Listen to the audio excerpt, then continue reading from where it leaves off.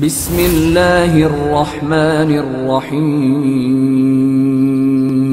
منتخب احادیث کلیم طیبہ، غیب کی باتوں پر ایمان سے پڑھا جا رہا ہے۔ حدیث نمبر 153، بہت پیاری حدیث ہے، کافی لمبی عبارت ہے، ترجمہ سنیے۔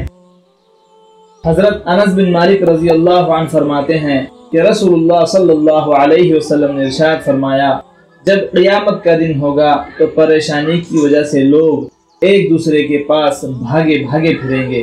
چنانچہ حضرت آدم علیہ السلام کے پاس جائیں گے اور ان سے عرض کریں گے، آپ اپنے رب سے ہماری شفاعت کر دیجئے۔ وہ فرمائیں گے، میں اس کا اہل نہیں ہوں۔ تم ابراہیم علیہ السلام کے پاس جاؤ، وہ اللہ تعالیٰ کے دوست ہیں۔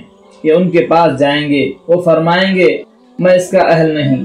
لیکن تم موسیٰ علیہ السلام کے پاس جاؤ، وہ کلیم اللہ یعنی اللہ تعالیٰ سے باتیں کرنے والے ہیں۔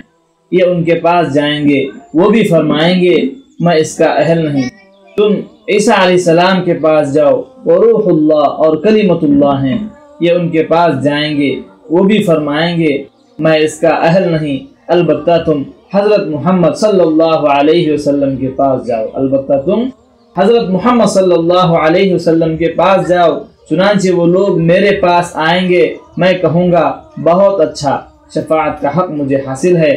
اس کے بعد میں اپنے رب سے اجازت مانگوں گا، مجھے اجازت مل جائے گی، اور اللہ تعالیٰ میرے دل میں اپنی ایسی تعریفیں ڈالیں گے جو اس وقت مجھے نہیں آتی۔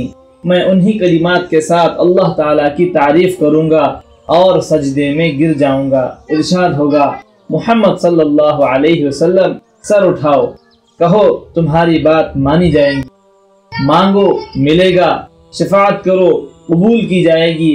میں عرض کروں گا، یا رب میری امت یعنی میری امت کو بخش دیجئے۔ مجھ سے کہا جائے گا، جاؤ، جس کے دل میں جو کے دانے کے برابر بھی ایمان ہو اسے جہنم سے نکال لو۔ میں جاؤں گا اور حکم کی تعمیل کروں گا، واپس آ کر پھر انہی کلمات کے ساتھ اللہ تعالیٰ کی تعریف کروں گا اور سجدے میں گر جاؤں گا۔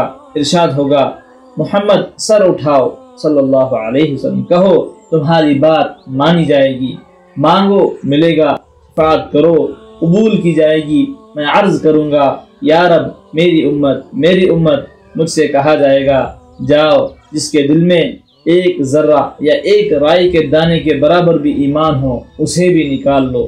میں جاؤں گا اور حکم کی تعمیل کروں گا، واپس آ کر پھر انہی کلمات کے ساتھ اللہ تعالیٰ کی تعریف کروں گا اور سجدے میں گر جاؤں گا۔ ارشاد ہوگا، محمد صلی اللہ علیہ وسلم، سر اٹھاؤ، کہو تمہاری بات مانی جائے گی، مانگو ملے گا، شفاعت کرو قبول کی جائے گی۔ میں عرض کروں گا، یا رب میری امت۔ مجھ سے کہا جائے گا، جاؤ، جس کے دل میں ایک رائی کے دانے سے کم تر ایمان ہو اسے بھی نکال لو۔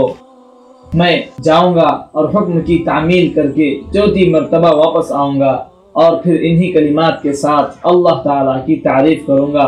ارشاد ہوگا، محمد صلی اللہ علیہ وسلم، سر اٹھاؤ، کہو تمہاری بات مانی جائے گی، مانگو ملے گا، شفاعت کرو قبول کی جائے گی۔ میں عرض کروں گا، میرے رب مجھے ان کے نکالنے کی بھی اجازت دیجیے جنہوں نے کلمہ لا الہ الا اللہ پڑھا ہو۔ اللہ تعالیٰ ارشاد فرمائیں گے، میرے عزت کی قسم، میرے بلند مرتبے کی قسم، میری بڑائی کی قسم اور میری بزرگی کی قسم، جنہوں نے یہ کلمہ پڑھ لیا ہے انہیں تو میں ضرور جہنم سے خود نکال لوں گا۔ اللہ اکبر۔ حضرت ابو سعید خدری رضی اللہ عنہ کی حدیث میں اس طرح ہے کہ چوتھی مرتبہ آپ کی بات کے جواب میں اللہ تعالیٰ ارشاد فرمائیں گے، فرشتے بھی شفاعت کر چکے، انبیاء علیہ السلام بھی شفاعت کر چکے اور مؤمنین بھی شفاعت کر چکے، اب ارحم الراحمین کے علاوہ اور کوئی باقی نہیں رہا۔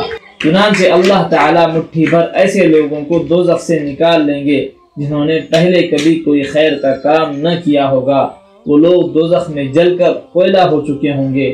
جنت کے دروازوں کے سامنے ایک نہر ہے جسے نہر حیات کہا جاتا ہے۔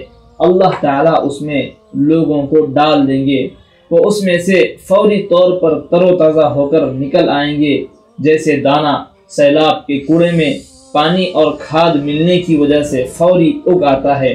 اور یہ لوگ موتی کی طرح صاف ستھرے اور چمکدار ہو جائیں گے۔ ان کی گردنوں میں سونے کے پٹے پڑے ہوں گے جن سے جنتی ان کو پہچانیں گے کہ یہ لوگ جہنم کی آگ سے اللہ تعالیٰ کے آزاد کردہ ہیں۔ انہیں اللہ تعالیٰ نے بغیر کسی نیک عمل کیے ہوئے جنت میں داخل کر دیا ہے۔ پھر اللہ تعالیٰ ان سے فرمائیں گے جنت میں داخل ہو جاؤ، جو کچھ تم نے جنت میں دیکھا وہ سب تمہارا ہے۔ وہ کہیں گے ہمارے رب، آپ نے ہمیں وہ کچھ عطا فرمایا جو دنیا میں کسی کو نہیں دیا۔ اللہ تعالیٰ ارشاد فرمائیں گے میرے پاس تمہارے لیے اس سے افضل نعمت ہے۔ وہ عرض کریں گے ہمارے رب، اس سے افضل کیا نعمت ہوگی؟ اللہ تعالیٰ فرمائیں گے میری رضا، اس کے بعد اب میں تم سے کبھی ناراض نہیں ہوں گا۔ فائدہ، حدیث شریف میں حضرت عیسیٰ علیہ السلام کو روح اللہ اور کلمت اللہ اس وجہ سے کہا گیا ہے کہ ان کی پیدائش بغیر باپ کے صرف اللہ تعالیٰ کے امر کن سے ہوئی ہے۔